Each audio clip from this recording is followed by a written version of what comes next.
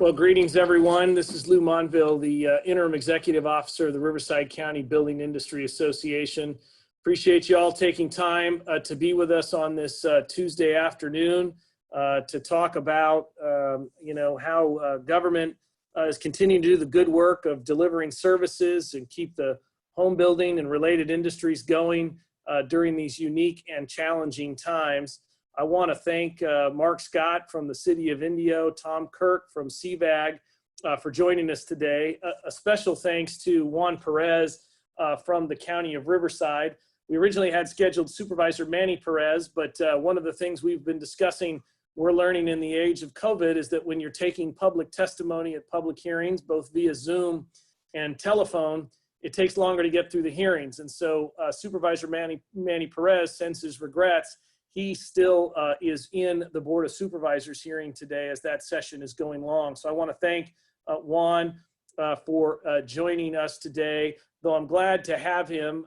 He has been tasked with leading an effort on behalf of the Board of Supervisors with the County Economic Recovery Task Force that both Tom Kirk and I serve on, and he'll have some interesting insights that I think will be of value to everyone who has joined us. So I think first what we'd like to do is start with Mark out in Indio. Maybe Mark, give us a basic overview of how things are going in the city, and then give us a sense on the things that you all have done to adapt and modify your practices to continue to keep the good public work going, and any advice that you have for our members as it relates to working with the City of Indio and how we can make it easier on you and your staff. I'll give you the floor. Thank you very much. I'm happy to have a chance to talk to everybody. I'm looking at the participant list and I don't see anybody I'm related to, but I see one council member, so the pressure is on. I'm happy to talk to this crowd because the one good thing going on economically in our area is the building activity. We have really had very active building development activity at our counter right on through, right from the beginning.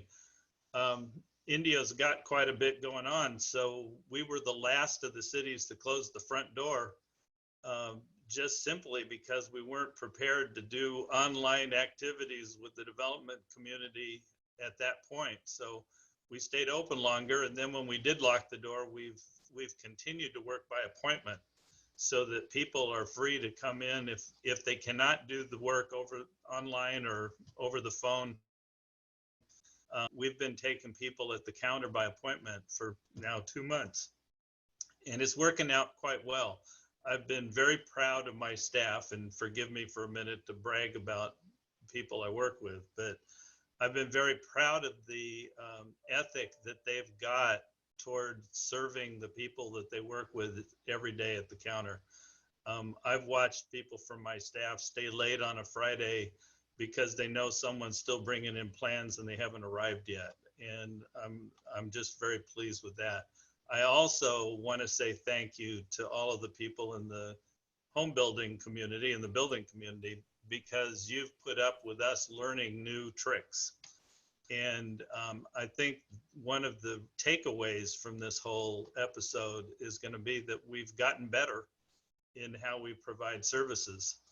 I'm going to look down a little bit and read here because some of these things are over my head technologically. I'm too old to be adept at this. But our city, since this whole thing started, we've gone to electronic plan review, which I realize is not a new thing, but it's been a new thing for us. And so we put in the Bluebeam software and we've been able to do electronic plan review. We've also started doing virtual inspections, planning and building inspections, so that we can actually have somebody who's on a site using their smartphone or tablet, laptop, and communicate back and forth with the inspector and get approved in a virtual mode. And we think that's a practice that we can keep using. there's no reason for us to revert back when we found something that actually makes life easier on people. We've been converting our building inspectors' vehicles so that they now have little active hotspots, and they can, wherever they are, they can get back in touch with City Hall and look up plans and look up any kind of documents they need to be able to serve people right there in the field, without having to say, you know, I'm going to have to go back to the office, look that up, and I'll meet you again tomorrow, or I'll call you tomorrow. They're more and more able to work in the field on an active basis. So these are, for the most part, these are things that have developed here since this whole pandemic started. We still have people, you know, we've been scheduling people such that everybody's not at City Hall. The idea there being that we don't want someone walking into City Hall and infecting the entire staff and then having everybody out on 14-day quarantine. So we've been staggering the work days for people in and out of the office. We're going to continue to do that for a little while longer, because as the world goes back to work, we have to actually be even more careful with the safety of the employees. Because if we lose our employees, we lose our ability to serve the public. So we're going to still be a little bit cautious, but I'd like to believe we've been able to serve people. We've had a lot of activity. We're still, I think, in this calendar, or not in calendar year, in the last 12 months, we've had, where's my number? 332 single-family home permits issued in the last 12 months. We have a couple thousand permits that people are working on in one aspect or another. This is a community that continues to be housing friendly. The whole Coachella Valley is housing friendly for the most part. Maybe some friendlier than others, but we want to continue to have that reputation. We want to continue to have the reputation as a place where you can do development and you can get the work done. We turn around our plan checks as fast as we can, and we want to keep people working. So my basic message is thank you to everybody for believing that we're a place that you can do business in. And we intend to keep earning that respect. And if anybody's got issues, let me know, let Kevin Snyder, our development director, know, because we want to troubleshoot it and try to solve it. But so far, so good. So thank you to everyone out there that's helping to keep that part of our economy going. Well, Mark, and really appreciate you all joining us. And the BIA has had a long relationship with the city of Indio, and we appreciate that partnership and everything you do for our members, and to help Riverside County as a whole, you know, meet its housing, you know, obligations and give everybody the taste of the American dream of owning their own home. So thank you so much for that. So Juan, you've been busy and wearing multiple hats. I know many of the folks on the webinar have had the ability to participate in other webinars we've hosted with Rendell Clarenbeck and others on your team to talk about the innovative work the county is doing. And you should certainly feel free to comment on that. But I know that the topic of economic recovery is now first and foremost on everyone's mind.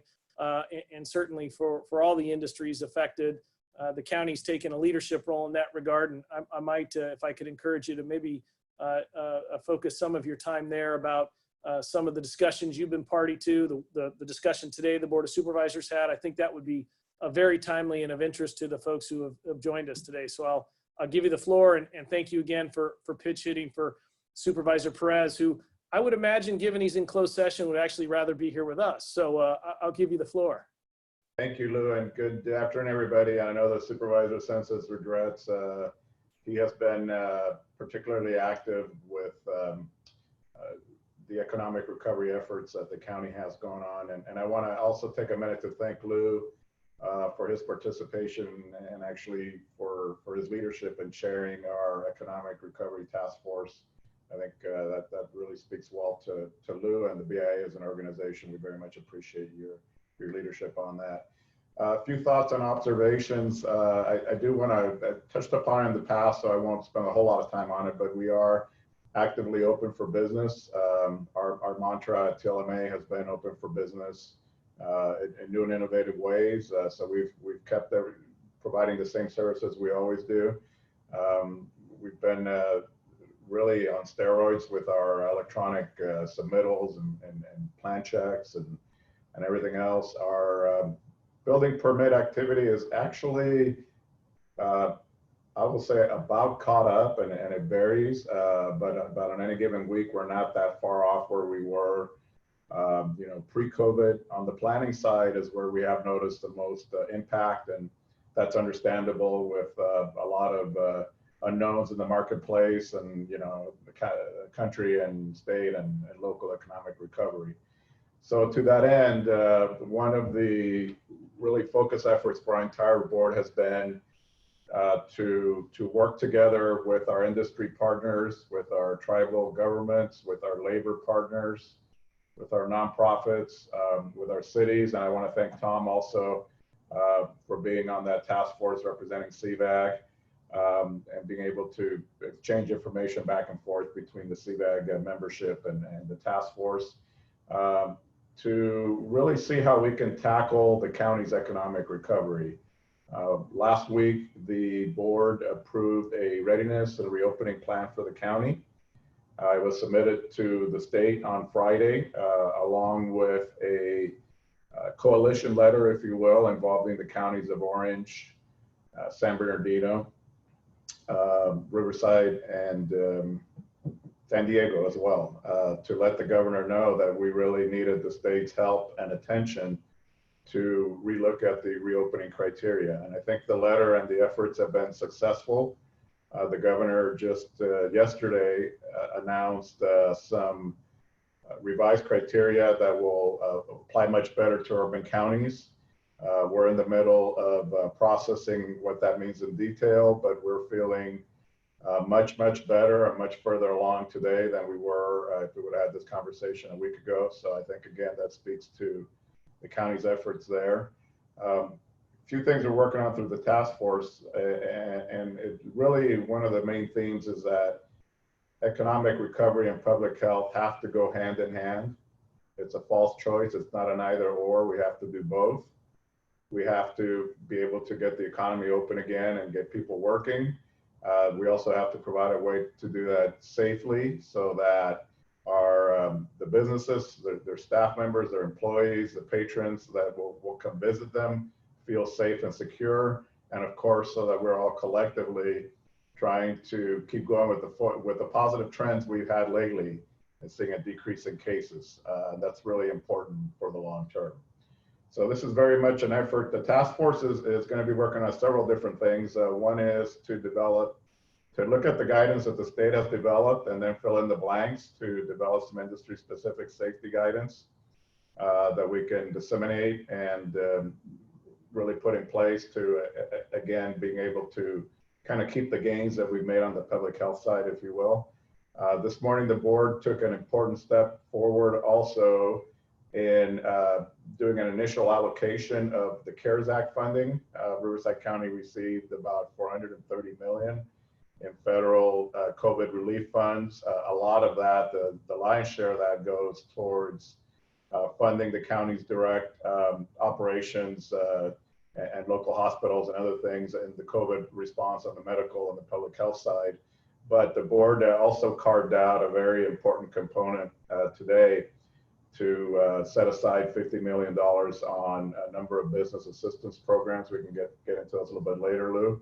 But that's going to be very much the focus of the Economic Recovery Task Force, working with the county, public health, TLMA, and our Economic Development Department. So I'll conclude with that and happy to take questions and add to it later. Thank you.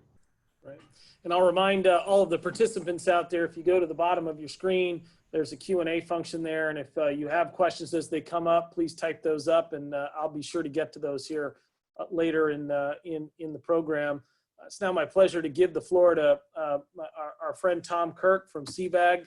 Tom and I and Juan have been spending a lot of quality time together as we work through the economic task force. But, you know, Tom, you've got real reach. You're getting to see what Mark and his colleagues are doing, what the county is doing, but also what all the governments are doing in the Coachella Valley. I think, as Mark noted, right, there's going to be a lot of lessons learned about how we're going to do things differently in government moving forward. I wanted to see what you could share as you see across the landscape of the governments in the Coachella Valley, the innovations you're seeing, the kinds of changes you're seeing, and what you think, you know, the future of governance looks like as we move through COVID and even in the post-COVID environment. So I'll give you the floor. Thanks a lot, Lou, and thanks to the BIA for having me.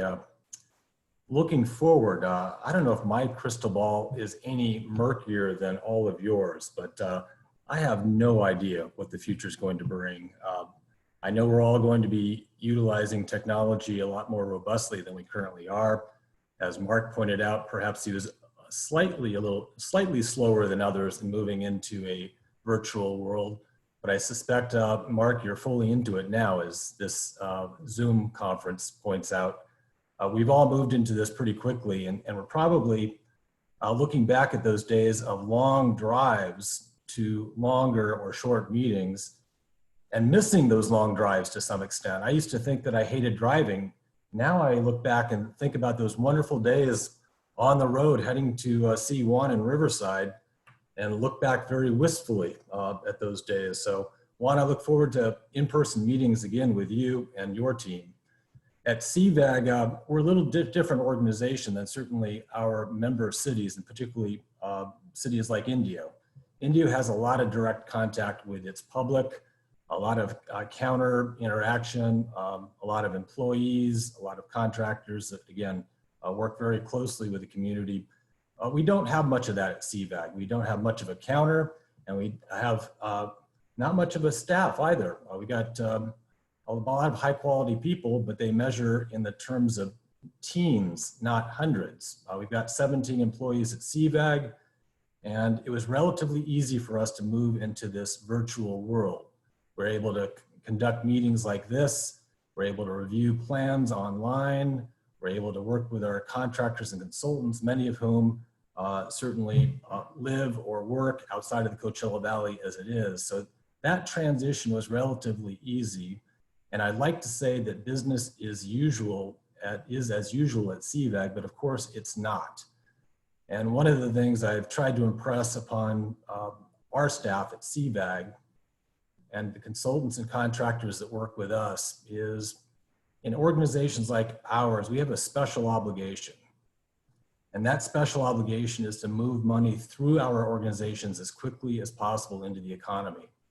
I pointed out that my crystal ball is awfully murky, but one thing is for sure, and that is the Coachella Valley is hurting economically and will probably hurt a lot more and a lot longer than many other parts of the state of California and perhaps the country.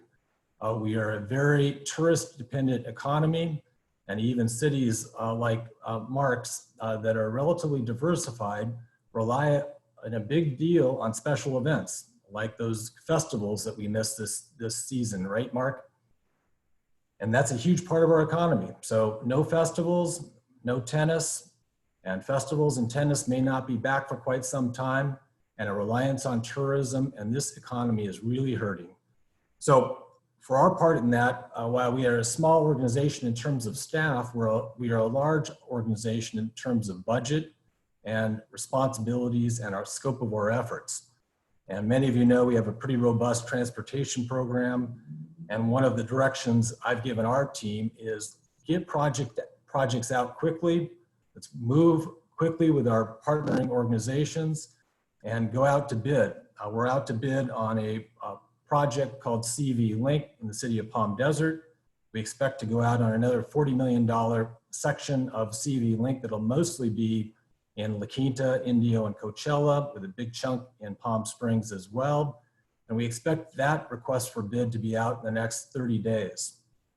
A bit of irony that I'd like to share with you, Lou, and the team on that is while we are saying full steam ahead, we continue to have challenges working with perhaps other levels of government. And while I have many friends in Caltrans, and Juan, I know you do too, I note that the State California Transportation Commission has given an automatic 6-month extension for various deadlines related to federal and state money.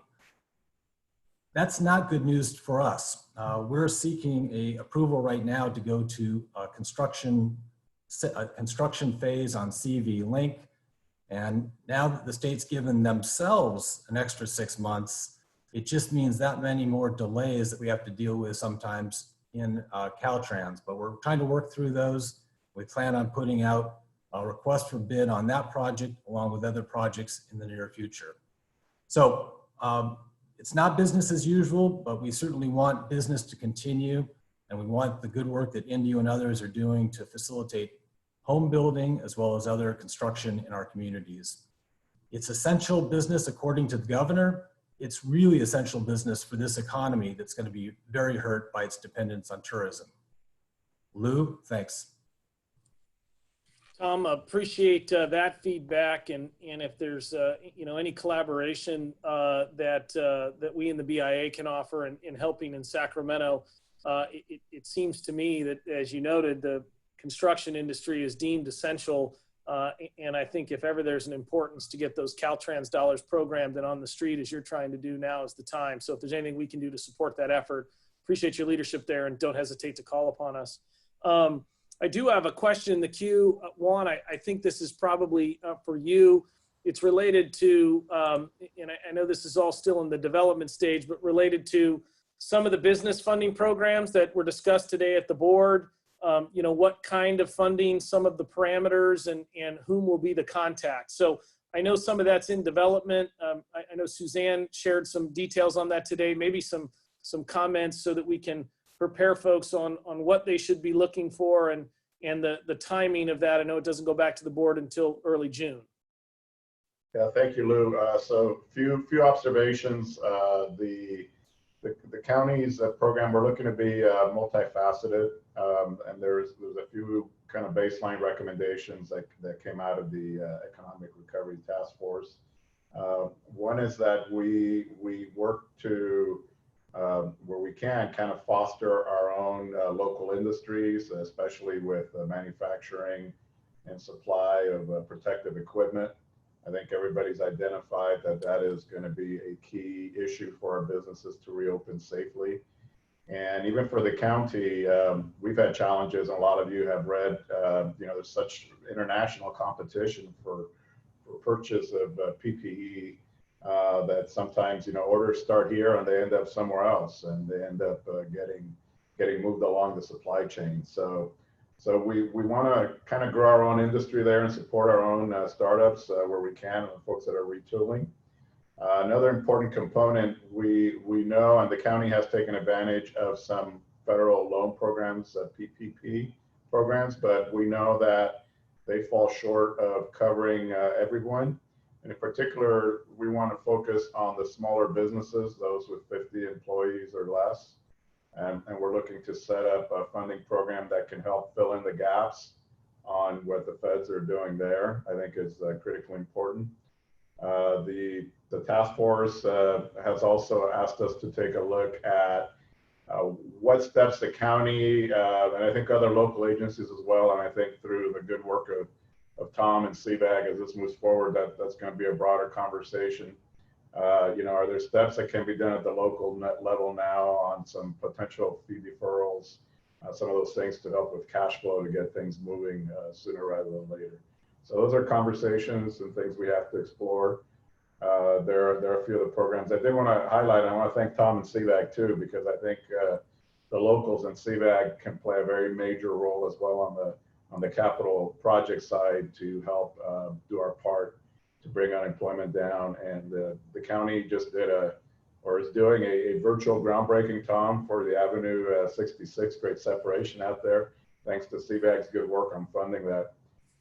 So I think there's a collective desire and responsibility, and part of what I want to do, and I want to make sure I get the message out, that if you are doing business in the county, certainly in the unincorporated area for sure. And we could help, and you're encountering roadblocks or challenges, we want to know about them because we want to break through those, and we want to get that activity on the ground as quickly as we can. Thank you, Lou. Thank you, Juan. Mark, I have a question related to things like the virtual inspections. Obviously, in Indio, where you have such extremes in temperature, particularly in the summertime, it occurs to me that doing inspections virtually may be welcome a way to approach that for your employees. I'm curious what kind of feedback you're getting from your frontline folks and of some of the new technology implementing in the field and how it's impacted morale and workload and some of those things that make everybody's life a little easier when everybody's happy. Right. So far so good. We haven't been doing the virtual inspections for more than a couple of weeks now. The staff is very excited about it. They're all younger than me. Everybody's younger than me, and they get into this. They get in this technology, and we've got some real go-getters. So they're excited about the potential. Yeah, we make people come out of the field when it hits about 103 or 104. And that can have a real impact on people that are out there working and need somebody. So this will give us some capability to be able to keep working even beyond that temperature. So we think that this is all a positive. The staff is really loving the technology. So far, so good. Well, that's great. I appreciate the feedback on that. Well, I have you, Mark. Tom, I think did a very nice job articulating so many of the challenges faced by the economy in the Coachella Valley by this, pandemic-caused recession. As he noted, and I agree, you have a far more, probably balanced economy. But as you look over the landscape and you're beginning your budget processes and thinking about the future of Indio, where are your concerns in the economy and the market for Indio, and where are your focus and attention as you try to work your way through this with your council colleagues? Well, I think like everybody else, the thing that keeps us awake at night is knowing that we've got so many people that are unemployed. We've got so many small businesses that are just on their last leg. It's a major concern as to what we can do as just one little city to try to deal with all that. Losing a festival, it's those hourly workers and small business people that are most affected by that. If we were to lose October, then we would be just exacerbating an already difficult situation. So those are the things that are causing us some real nightmares. We are looking at what resources we have that we can try to lend toward support of renters or support of small business, but we don't have the deep pockets. Maybe the good news for a city like Indio is we don't have as far to fall when the economy goes bad. We're serving about 100,000 people almost, and we've got a staff of 274 counting a full police department and a water utility. So we don't have very many people. So we didn't have a long way to fall, but by the same token, we haven't got reserves that we can tap to throw money at problems. We have to know that we're going to be spending it efficiently. So we're looking to the county, and we're very grateful for the work that's being done at the county with the task force, really boots on the ground trying to solve problems. We're very appreciative of that. And we're looking to the state and hopefully the federal government to provide some funding. We hope the county will share it when they get it, so that we can do some work with those elements of our population that are struggling so much. And we think we can. We think we know who they are and where they are, and we can put that to good use if we can get it. But that's the tough part of dealing with a city like Indio, is we have some advantages, but we don't have those deep pockets. Mark, an additional question I just received here. You noted the 330, permit numbers in the last year. The question was kind of who are the active builders in Indio these days? Boy, we got a bunch, and I'll embarrass myself by not having all of the names available to me, but all of the major home builders. Can I get away with that? Yeah, and I can help you there. all I'm going to do is leave somebody out, and I'm going to be in trouble. Right. Well, I'll do the same, but I believe Pulte, Lennar are all active out. Beezer is building houses. Yep. So we'll muddle through. We'll ask for forgiveness. Yeah, and then we've got some multifamily projects going, and we've got some affordable projects going. Good. The Pacific Companies is on the agenda tomorrow with an affordable project on Jefferson. So we're getting a variety. We love working with our Coachella Valley Housing Coalition on affordable projects. So they're on the home building side. Things are good. It's just the rest of the economy is the real scare. Sure. Juan, Mark brought up a good issue here that I know was topic today at the board about the issue of, assisting both rentals and property owners as they manage through that challenge. What do you think the prospects of that are as far as the recovery funding being able to help in that space, moving forward? I know there's work to be done, but I know that came up today at the board. Yes, thanks, Lou. There's work to be done there. It did come up, and I think what we all heard from the board is a desire to, see how we can maintain kind of a level playing field, if you will.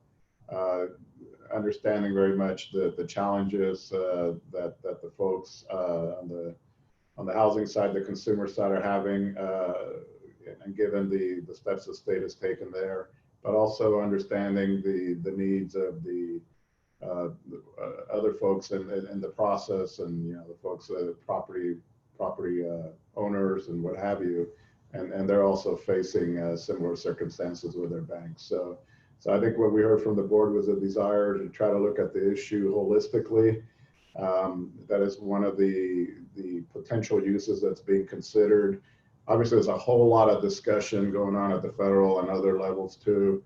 And we know the governor's action to impose that short-term moratorium, for lack of a better word, has a sunset date coming up. So we'll have to kind of see what happens at the state level. So I think one of the, more so than certainly any issue in my 30-year career is dealing with COVID has been just the pace of sometimes sea change.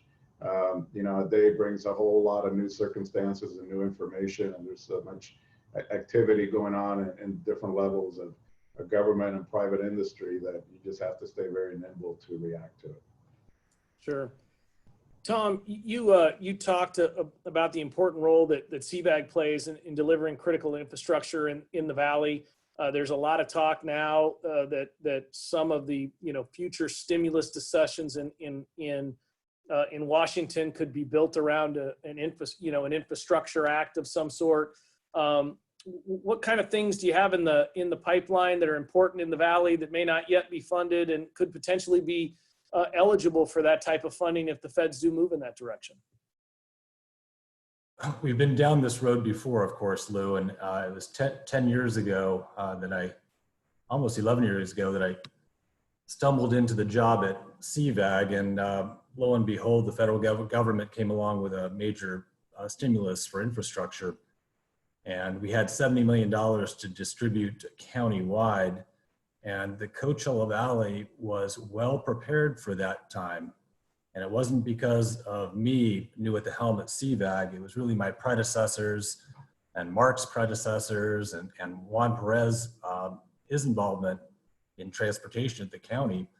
We had 3 or 4 shovel-ready projects, big interchange projects, largely in the western part of the Coachella Valley, that were shovel-ready and needed that stimulus. So of the $70 million county-wide, the Coachella Valley, Juan, you might remember, received 40 million of it. And we absolutely needed it. And we're in that same position again today, Lou. And for the rest of BIA, you probably know that RCTC was considering a sales tax measure that was going to be put on the ballot in November, and that's been pulled and put on the back burner, or perhaps maybe even put in the backyard. I don't think it's even in the House today under consideration.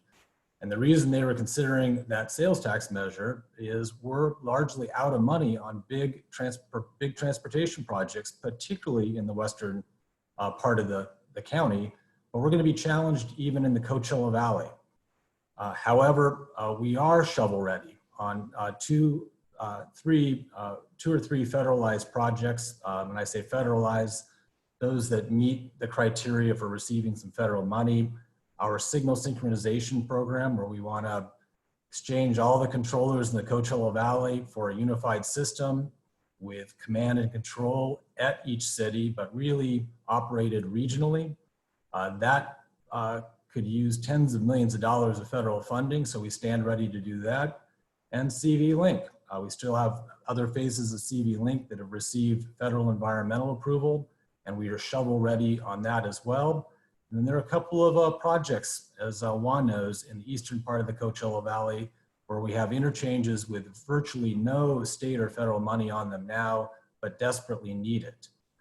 And I want to remind the BIA, it was the BIA that worked with local government back in 1989 to construct Measure A, this notion of a half-cent sales tax and these regional transportation impact fee programs, one of which CVAG runs and another which WRCOG runs.